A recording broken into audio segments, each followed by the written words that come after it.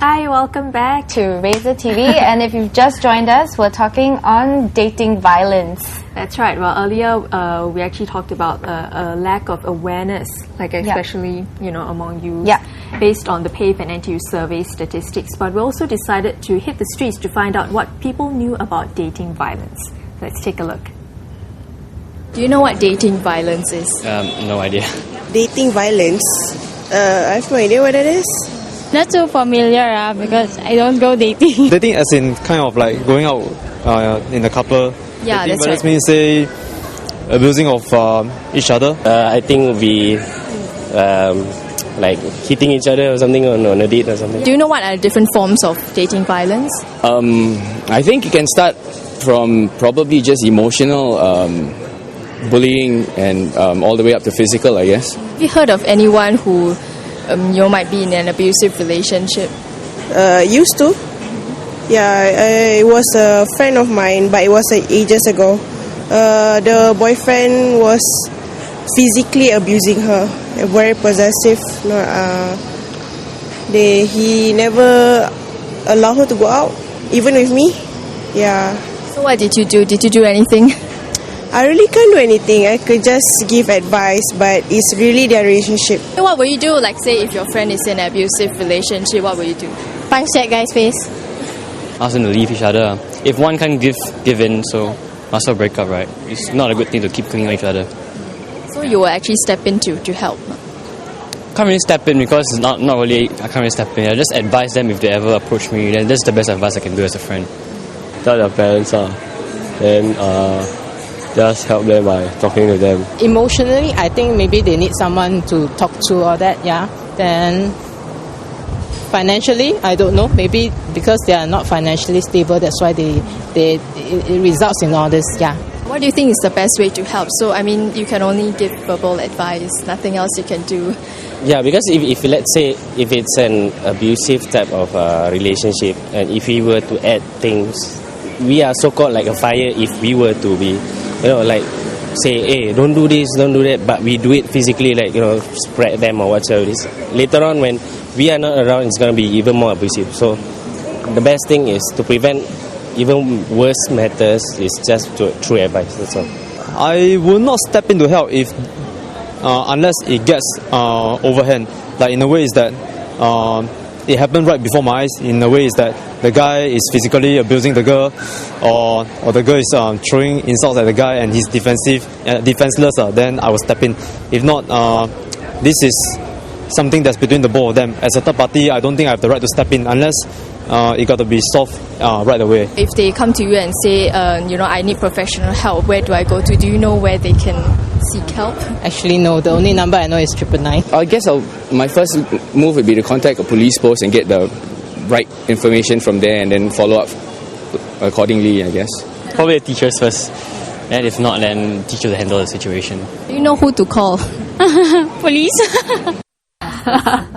So a lot of people actually are not aware on the different sort of channels they can seek help from, as well as I guess a lot of them mentioned that they will not step in to help, which is actually a sort of an important part that friends should help. Yeah, I feel that, but I think it's very typical Asian mentality also, by stepping in, you're interfering and it's none of your business. We've been taught from young, like, mind your own business, famous line, mind your own business, why are you involved in that?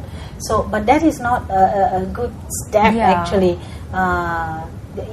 People in their way of trying to protect themselves, they don't interfere, but actually interfering may be the best step in such a situation when one party may even kill another party if it gets that violent. What about you, Priscilla? I mean, did you know where to go for help and stuff if you wanted to help your friend, when you wanted to help your friend? Yeah, as in I felt that it's important that these people know that it's not just a personal issue. Like, you shouldn't suffer in silence. You should speak up about it. Like, a lot of them, they feel that, this may be normal, this one-off thing, or it will end eventually, and then they'll just keep it under wraps and they don't tell anyone. So it's important for friends, if they know our victims, to help them build up the courage to contact specialized counselling centres such as PAVE, Yeah, and let them know that, you know, it's an issue that you have to work out and you can't just keep quiet about it. Absolutely. Yeah. I think it's like a silent cancer, you know. The best part about it is the secrecy. And if you can get more people on board to know that it's happening, then that could already save the situation. It's not a secret. Violence shouldn't be a secret. People should know about it. And as far as the victim is concerned, the victim is feeling like guilty. The victim feels like, probably I brought it upon myself. But it's not. You can't take on that responsibility. It is the responsibility of the perpetrator. What do you think, for King Yao and Carol, what do you think would be the biggest challenge that you would be facing just in terms of trying to raise awareness? Yeah. I think in wanting to raise awareness, I think a lot of times is where to get the target groups. And I think in this exercise or this campaign that we did with NTU, I think the youngsters really have lots of good ideas of how to get to the youngsters now. So instead of our old traditional ways where it's always exhibition booth, or just talk, I think now we need to find creative ways. So I think like coming to Razor, this is a very interesting cancer programs, and also to the medias, to blogs, to Facebook, and all kinds of those media. I think that those will be very fantastic way to reach out. So I think the challenge is how to get to them, and then how to raise awareness, because I think when we were in some institutions, people, they are too busy, they just walk past and go to the library straight, and then you're there trying to say, excuse me, do you know about escalating violence, and trying to promote. So I think these are some challenges I think we have. And of course, the other thing, of course, is sponsorship and money issues. Whenever we want to raise awareness in any public education campaigns, we will need to source for that to help us, all right? So I think that may be some challenge. Correct. But clearly, I think education of especially the young, starting from young, is a very, very important part to get the news out, because it starts from young, and if they get away with it, then they're learning the lesson from young that it's okay to hit someone. Mothers can also teach their sons that you need to respect women. Because most of the victims, I'm not saying it, males are not victims, they are also just as many numbers. But I think communication and trying to gain power and control over a situation through violence does not work. Okay. But in the case of, you were talking about how like mothers can play a role to influence their sons. And do you think that it starts from home? That if the parents like beat their children, for instance, to get them to do something, that's why they think it's right. Later. I don't think there's any research that correlates to that findings. But clearly, if say for instance a son has witnessed his father beating up his mother, then he will be eventually one day beating up his girlfriend or his mother. So that has to stop, because that should not happen. You need to respect women. And you need to respect girls. And similarly, being physical is like a regression. You're not able to talk, so you resort to being physical, violent, using your fists, using your hands and feet, like a child showing a tantrum. I agree that maybe in terms of that, socialization is important. So I think what Carol is saying is that the modeling is important as parents, because a lot of times when we work with families, children witness, either hear or sight that the parents are quarreling. And so after a while, they either internalize their behavior or externalize. They internalize is by self-mutilation, withdrawal behavior, and when they externalize, they become a bully, or they can be a future perpetrator in a sense in other relationships. So I think the modeling part is one factor. The other thing, I think socialization also brings about gender issues. How men look at women. Like some guys will say, okay, if I can toe the woman in line, I am macho, okay? And if I get more women with sex with me, again, I can show the figure, so I'm a man. So I think the man thinks in a way that the gender roles, become different. So I think these are part of society and socialization that can influence and make an impact when they are young. I suppose it's also like in peer groups, and I think Amanda, when she spoke to a victim, she mentioned that they were friends. Actually, she mentioned that her ex-boyfriend as well as the friends of his, so they all tend to abuse their girlfriends, so they all stick in a group. So I wonder if there's like sort of, is there like peer influence, or there's a saying somewhere maybe in English saying, keep be mean to keep them keen. I hope that's not what's happening here in our part of the world. But it's so wrong because by being showing the bravado and the bullying characteristics, you think you are gaining control of the situation.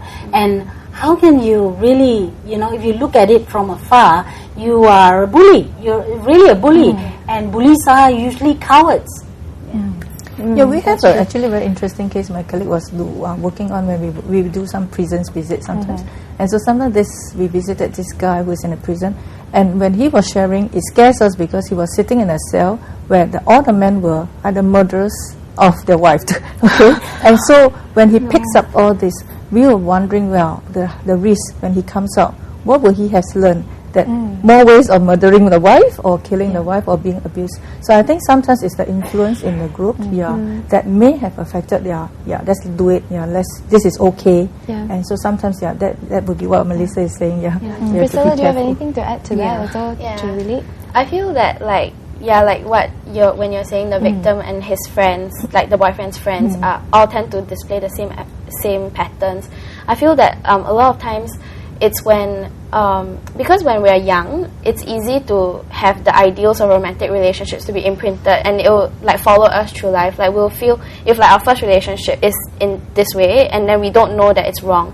Like if being abused, if I excuse the abusive actions, my next relationship will be the same. Like when a guy abuses me, I still won't feel that it's wrong, and it will just continue on. And if I as a victim see my friends being abused, I would be like, oh no, it's fine, it's normal, it happens in my relationship too, and it continues. So that's dangerous, and we need to stop that. And really, when you think about it universally, love shouldn't hurt. Love should not hurt, and if it hurts, then something's not right. Whether it's parent-child or lovers, husband, wife, love should not hurt. Not to that extent. Whereby you feel that your life is in jeopardy, you don't know at any minute what could happen to you, and that's not love. I don't know what that is, but it could be sick love. The other thing I guess is a lot of times one behavior is that there's a lot of denial and there's a lot of minimization in abuser, because we have men who says, I just touched her nose. But the next thing when we hear the victim story, there's broken nose. So I think they tend to minimize it. So sometimes, like you say, when the guys come together, they minimize what they're doing.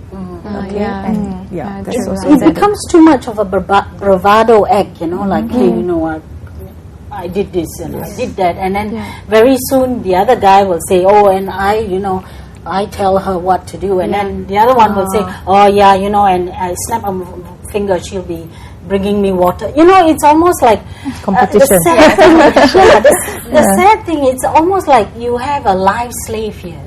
A slave, and there's so much power and control over this slave, which is wrong.